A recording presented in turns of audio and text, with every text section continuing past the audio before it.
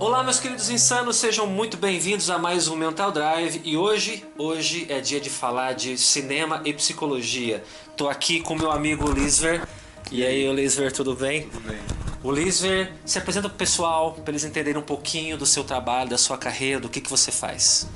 Bom, eu sou formado em rádio e televisão pela Universidade Católica Dom Bosco e sou especializado em cinema. Eu passei 3 anos em São Paulo, fazendo diversos cursos na área de cinema. Voltei aqui para Campo Grande, que é onde eu nasci, onde minha família mora, e continuei meus estudos meio que de maneira autodidata para me especializar na área de cinema. Recentemente, depois de anos de estudo, preparação, pesquisa, eu criei um roteiro de um curta-metragem chamado As Invenções de Aquins e realizei ano passado a produção, realizei e lancei a produção do meu primeiro filme, que uma certa pessoa também participou. Você viu o privilégio que eu tenho, gente? Eu tenho o privilégio de ter um amigo que é produtor de cinema, é diretor de filme, cara. Pô, isso é muito legal. Pelo menos que tá começando, né? Eu ainda não tô lá ainda, mas já dei o primeiro passo. É nada, você vai ser o próximo James Cameron, rapaz, já falei pra você. Vamos ver, tomara que dê certo. O Lizer, vamos lá, fala pra mim. Cinema e emoções. Qual que você acha que é a ligação que tem um com o outro? A ligação é total, né? Porque as pessoas vão ao cinema, ou assistem filme em casa, ou assistem uma novela, uma série de televisão, para se emocionar. No fundo, é esse o desejo. Se você vai assistir um filme de terror, é porque você quer sentir medo. Uhum. Se você vai assistir uma comédia romântica, um romance, é porque você quer sentir aquela sensação gostosa que a gente sente quando gosta de alguém. Tá apaixonado. Exatamente. Então, quando o filme não te proporciona nenhum tipo de reação emocional, normalmente a gente chama de filme parado, a gente desiste de ver o filme, dorme. Então, a principal função do filme é justamente proporcionar uma corrente de emoções no espectador durante 1h30, 2. Eu gosto muito de ver filmes que tem drama, por exemplo, porque me faz refletir um pouco mais sobre a vida e tal. Mas assim, já que o nosso canal fala de psicologia, fala de emoções, eu queria saber de você. Eu sei que tem as questões de cores, da personalidade dos personagens, do comportamento dos personagens, tudo para passar aquela imagem. O quanto de psicologia a gente também usa nos cinemas? Vou falar primeiro sobre a criação dos personagens. Ok. Né? Quem escreve roteiro para filmes tem que estudar muita coisa, dramaturgia, como se escreve, a linguagem do roteiro, por exemplo. Mas chega um momento que o autor ele tem que criar um universo, né? Ele tem que criar um universo onde a história vai se passar, o ambiente, e tem que criar os personagens. Para os personagens serem críveis, serem densos, especialmente em narrativas dramáticas, né? Aqueles personagens que a gente realmente se envolve, se apaixona, odeia, né? Exatamente. O autor ele tem que ter primeiro um conhecimento de mundo, uma capacidade de observar como as pessoas se comportam, e também conhecer um pouco de psicologia. Ajuda muito, porque você começa a entender como que as pessoas pensam, como as pessoas agem, por que as pessoas agem de determinadas maneiras. Qual é a relação entre o que a pessoa fala e o que a pessoa esconde, né? Ou o que a pessoa fala, mas na verdade ela está dizendo outra coisa. O conhecimento da ciência da psicologia auxilia muito nesse processo. Na hora do vamos ver, que o autor está ali diante de uma folha de papel em branco ou do Word ali em branco no computador para escrever e para desenvolver um personagem, isso auxilia muito para que o autor consiga criar um personagem que seja crível, né? Que na hora que você estiver assistindo, você olha e fala, aquela pessoa existe, né? E você acredita mesmo, você bota uma carga emocional nos personagens às vezes. Você sabe uma coisa também que me encanta muito? É o uso das cores. Ontem mesmo eu estava vendo uma cena que um fã reeditou daquela cena da ressurreição do Superman no filme da Liga da Justiça. Se você não assistiu ainda a Liga da Justiça, acabou de receber um spoiler. Ele reeditou com cores mais azuladas, com uma música mais emocional, retirou as falas engraçadas, e ficou uma cena muito emocional por causa de cores, por causa da música, por causa da maneira. O quanto isso é trabalhado, porque isso é emoção, isso é maneira de tocar as emoções das pessoas. Como a gente começou a conversa, né? Cinema é emoção, né? Então, tudo ali é criado para que tenha uma reação emocional em você, telespectador. Uma das coisas são as cores, são os elementos imagéticos, as coisas que aparecem na cena. Então, temos aí as cores, temos as texturas, temos o que aparece no enquadramento, o que não aparece. E ao longo dos séculos, antes mesmo do surgimento do cinema, a pintura, principalmente, os pintores foram sentindo ao longo do tempo que determinadas cores se convencionaram na nossa civilização a significarem determinados sentimentos. Todos esses signos que foram incutidos ou se convencionando na mente das pessoas, esses significados ligados a essas cores, são usados no cinema. Então, quando um determinado cineasta, diretor de fotografia, está filmando uma cena em que o personagem está em depressão, a tendência é eles usarem uma cor azul mais escura e sem elementos, sem cores que possam puxar, por exemplo, para a alegria, por exemplo, o amarelo, o azul, o verde que você citou. Agora, se pelo contrário, você está fazendo um filme infantil, numa cena de alegria, aí você tem uma explosão de cores maior, você não tem muito contrastes entre claros e escuros, que é para criar aquele aspecto de tranquilidade, de alegria. O caminhão de lixo. Essa vai making off. Uma cena triste, por exemplo, dificilmente vai ter uma cor viva, um amarelo, um vermelho, um verde, a não ser que tenha alguma intenção específica, certo? Exatamente. Há cenas em que praticamente fica monocromático, né? Então, voltando ao exemplo da cena de depressão, né? Tudo azul escurecido, para reforçar esse sentimento. Pode ser que lá no fundozinho tenha alguma cor diferente, mas mesmo essa cor diferente, de repente pode até ser um amarelozinho, eles reduzem, eles pintam com um amarelo mais desaturado, para que ele entre ali só para dar uma quebradinha, mas não influencie o clima da cena. E assim, é comum a presença de profissionais de psicologia na produção de filmes, audiovisual, enfim, é comum a presença deles? Normalmente são chamados como consultores em filmes que tratam de assuntos de psicologia. Fragmentado, por exemplo, que é um filme excelente, recomendo que vocês vejam. Sim, podemos citar também outros exemplos como Uma Mente Brilhante, que fala sobre um personagem que tem esquizofrenia, para que o desenvolvimento do personagem seja crível, né? Provavelmente contrataram ali psicólogos para dar essa consultoria para os roteiristas. O profissional de psicologia é contratado especialmente em filmes que tratam de maneira mais densa sobre esses assuntos psicológicos. Agora, quando não tem a história do filme não tem a ver com psicologia, o autor muitas vezes estuda por conta própria alguns assuntos de psicologia para auxiliá-lo no desenvolvimento dos personagens. Eu tenho até um livro aqui, esse aqui, A Linguagem das Emoções. Isso aqui é de um psicólogo chamado Paul Ekman, tá aqui em cima, e ele é consultor daquela série Lie to Me, que já saiu, né, infelizmente parou de produzir, adorava essa série, porque tinha muita psicologia no meio. E principalmente em série, né, que você tem uma quantidade enorme de episódios, a possibilidade de você, autor, não psicólogo, cometer um erro é maior. Ainda mais numa série que fala sobre psicologia. Então o psicólogo é fundamental nesses casos, seja tanto nos estágios iniciais de desenvolvimento da série ou do filme, quanto na revisão do material escrito. Isso aqui faz sentido, isso aqui não faz sentido. Pra pessoa, digamos, botar fé naquele personagem, naquela história. Exatamente. Que o público é exigente, o público percebe coisas. Ainda mais hoje em dia, né? Eu percebo assim que sei lá, 20, 30, você pega filmes de 20, 30 anos atrás, é claro que nós temos exceções, temos grandes produções de 50, 60 anos atrás que são fantásticas, né? Mas eu percebo que hoje o público já não quer mais aquele filme que fica tudo cheio de ponta solta, né? Ele quer aquela coisa que fica mais crível, mais amarrada, mais palpável. Ou eu tô errado? Não, isso é certo, tanto que se você olhar nos sites de cinema na internet, vários sites, o público se manifesta e coloca lá, isso aqui não faz sentido. Então, quem produz cinema tem que estar atento a isso, porque certos deslizes o público realmente não perdoa. Não perdoa. E fala pra gente assim, agora uma coisa mais pessoal tua. Que tipo de reflexões o cinema trouxe para tua vida, assim, reflexões, mudança para tua vida pessoal? Como que o cinema transformou a sua vida?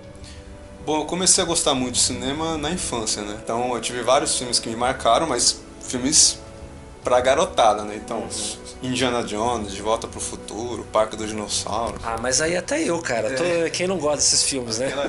A minha geração adorava esses filmes, então esses filmes, por mais que eles foram criados para puro entretenimento, especialmente esses que eu citei, eles abriram para mim um leque de conhecimentos, né? Então, por exemplo, o Indiana Jones, por mais que não seja um arqueólogo de fato, não age do jeito como ele age, eu passei a conhecer a profissão de arqueologia estimulado por causa dos filmes. O Parque dos Dinossauros. Eu passei a gostar de biologia, de paleontologia, ou entender que isso existe por causa dos filmes. O Jornada nas Estrelas, por exemplo. Eu passei a entender melhor sobre ciência, sobre astronomia, por conta dessa série. Por mais que ela tenha o seu lado ficcional ali, essa paixão, esse interesse despertou por conta desses filmes. Então acho que essa é a grande missão assim, do cinema, do audiovisual de maneira geral. Criar uma paixão das pessoas, né? Abrir a visão das pessoas para assuntos que não necessariamente estão tão próximos assim, ou não tão necessariamente evidentes na realidade de cada um. E você acredita, assim como você teve mudanças na sua vida, o cinema impactou a sua vida positivamente, você acha que o cinema, ele pode trazer benefícios, ele pode também impactar a vida das pessoas e quem sabe até impactar a vida emocional das pessoas? Tem alguns exemplos. Eu assisti recentemente um curso com a Shonda Rhimes, que é a autora da série Grey's Anatomy. Quem já assistiu Grey's Anatomy é uma série médica que fala sobre o dia a dia dos médicos e tem várias mulheres médicas na série. E a autora deu um depoimento dizendo que muitas mulheres mandaram mensagens para ela ou encontraram ela e deram um depoimento que se sentiram inspiradas pela série a cursar cursos de medicina. Antes de ver a série, essas mulheres tinham muita insegurança, achavam que talvez elas não fossem dar conta ou não fosse para elas esse tipo de profissão. E como a autora colocou como personagem principal uma mulher médica com muita segurança, muito conhecimento, lidando com problemas, o exemplo dessa personagem inspirou muitas dessas mulheres. Pegando outros exemplos, né? Outra vez, Jornada nas Estrelas. Eu fiquei sabendo, lendo entrevistas do autor da série, que muita gente se sentiu estimulada a seguir a carreira científica por conta da série. Inspira de fato. Agora, trazendo também para outro produto audiovisual, que são as novelas, por exemplo. Muitas novelas já trataram sobre temas sérios em suas narrativas, né? Então você teve novelas que falaram sobre mulheres que apanham de seus maridos em casa. E os autores têm consciência do impacto social que ao tratar desses temas. Eu vejo que muitas mulheres passaram a se sentirem encorajadas a denunciarem os seus maridos por conta das experiências, do exemplo que foi dado nessas novelas, né? Ou mesmo em filmes, né? Eu, por experiência minha, acredito sim também que o cinema pode causar grandes mudanças na nossa vida. E eu vejo que assim, que a cultura de maneira geral, a música, a literatura, tudo influencia. Mas o cinema tem o seu papel, né? Então, por exemplo, se hoje racismo é visto como uma coisa nefasta, né, e as pessoas fazem de tudo para não serem taxadas com isso, vejo que muito por conta do cinema e da televisão mostrarem o quanto isso traz sofrimento às pessoas que sofrem de racismo. Um outro exemplo, uma outra temática, o filme brasileiro Cidade de Deus, né? Antes, a televisão brasileira mostrava as favelas de maneira muito superficial ou simplesmente não mostrava. Cidade de Deus, que é um filme forte, é um filme extremamente violento, cru, né, que fala sobre a realidade das favelas, mudou a forma como a sociedade brasileira vê as pessoas que vivem nas favelas, né? E é curioso porque é um filme que fala de maneira muito cruel, muito violenta, a questão do tráfico de drogas e tudo mais. Mas eu vejo que depois desse filme, as pessoas começaram a perceber que se a sociedade não colaborar, não intervir, aquela situação ali vai piorar para para toda a sociedade. Né? Então não adianta ficar se escondendo daquilo, né? Não adianta ficar fugindo, fingindo que não existe. Não, aquilo ali, o que acontece no tráfico de drogas, no crime organizado, não é restrito somente à favela. Influencia todos nós e a gente tem uma responsabilidade de mudar isso. Então eu vejo que muitas empresas passaram a investir em ONGs que cuidam de crianças que moram nessas localidades. Então mudou, eu vejo que a sociedade passou a ser dar mais atenção. A gente deu exemplo de vários filmes aqui, você deu, eu deu, mas eu queria saber de você, assim, que filmes de conteúdo mais psicológico você recomendaria para quem assiste a gente? Porque o pessoal que assiste o canal do Mental Drive, né, gosta de psicologia, ou pelo menos gosta do tema.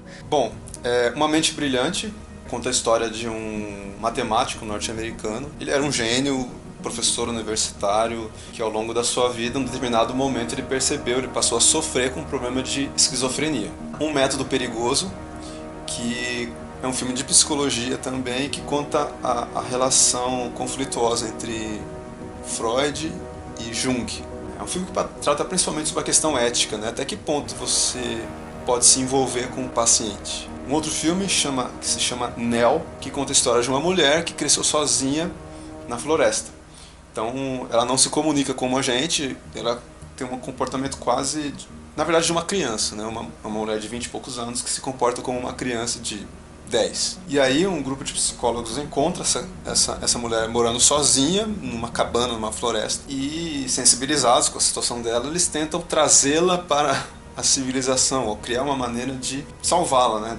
Só que o processo acaba sendo doloroso para a personagem. Até que ponto isso realmente vai ajudar ou não alguém que viveu ou cresceu numa situação como essa, né? Tem uma série brasileira que se chama Sessão de Terapia. Cada episódio a série toda se passa numa sala de um psicólogo, né? E aí cada episódio ele tratando de um paciente. A série mostra o quanto isso também impacta a vida emocional do psicólogo. E um outro filme que para muitos é muito maluco, mas eu acho muito bacana, que é O Brilho Eterno de uma Mente Sem Lembranças, com Jim Carrey. É um filme muito bacana porque a gente, às vezes, ao lidar com lembranças ruins, né, a gente tenta fugir delas, né? E o filme é uma espécie de ficção científica, né? Um cara contrata uma empresa para apagar da memória dele uma memória ruim que ele tinha da namorada dele. Só que durante o processo ele se arrepende. E é a questão, né? Vale a pena mesmo a gente simplesmente fugir das lembranças ruins? Não é melhor a gente aprender a lidar com elas? Bem melhor. Acredite, tô dizendo, é bem melhor. Eu também recomendaria 2 filmes bem legais. Fragmentado, que eu já falei aqui no vídeo. E um outro também é o Cisne Negro, que é com a Natalie Portman, né? É um filme muito bom que trata de uma bailarina que busca incessantemente ser perfeita e que por causa disso acaba tendo problemas durante a carreira dela. Um filme muito dramático, bastante forte em várias cenas e que causa bastante reflexão na gente se você prestar bem atenção na profundidade dele. Mas eu acredito que seja isso então, Elisver. Obrigado pela tua presença. Você quer deixar um recado pro pessoal, falar um pouco do seu curta? Bom, como a gente citou no começo da entrevista, eu produzi e lancei ano passado um curta-metragem infantil que se chama As Invenções de Aquins. Conta as aventuras de um garoto que cria seus próprios brinquedos. Esse filme foi patrocinado pela Prefeitura de Campo Grande, pela Secretaria Municipal de Cultura, e ele já está disponível para todo mundo assistir na internet.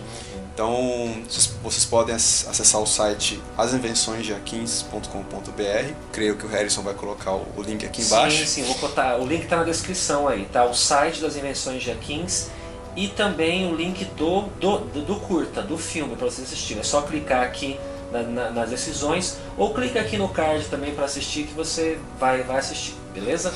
E aí vocês podem estar assistindo com seus filhos, netos. Manda pra gente aí a reação, como a criançada reagiu ao filme, vocês vão gostar bastante. Eu tive o privilégio de assistir a estreia do filme. Eu fiz uma pequena participação na produção, não apareço no filme, tá? Foi na produção.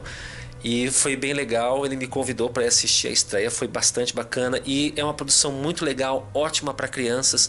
Tá rodando nas escolas aí, né, o Lisver? Fala aí, qual que é o incentivo que o filme tá trazendo para essa garotada das escolas daqui de Campo Grande? O filme fala sobre criar coisas, né? Criar alguma coisa pela tentativa e erro, a importância de se insistir até conseguir chegar até o final. Então a gente tem visto nas escolas que a gente tem exibido, as crianças têm assimilado essa ideia, né? Vários professores já mandaram vídeos, fotos da criançada criando em sala de aula o mesmo brinquedo que o personagem faz no filme. Uma produção que vai incentivar os seus filhos a lidarem com os problemas, a se motivarem a resolver os próprios problemas. Uma baita produção. Vai lá assistir. Clica aqui no link da descrição para assistir As Invenções de Aquins. O Lisver, muito obrigado, cara. Foi um prazer ter você aqui no canal. E você aí, obrigado pela tua presença, obrigado por assistir. Até o próximo Mental Drive. E não esquece, bons pensamentos.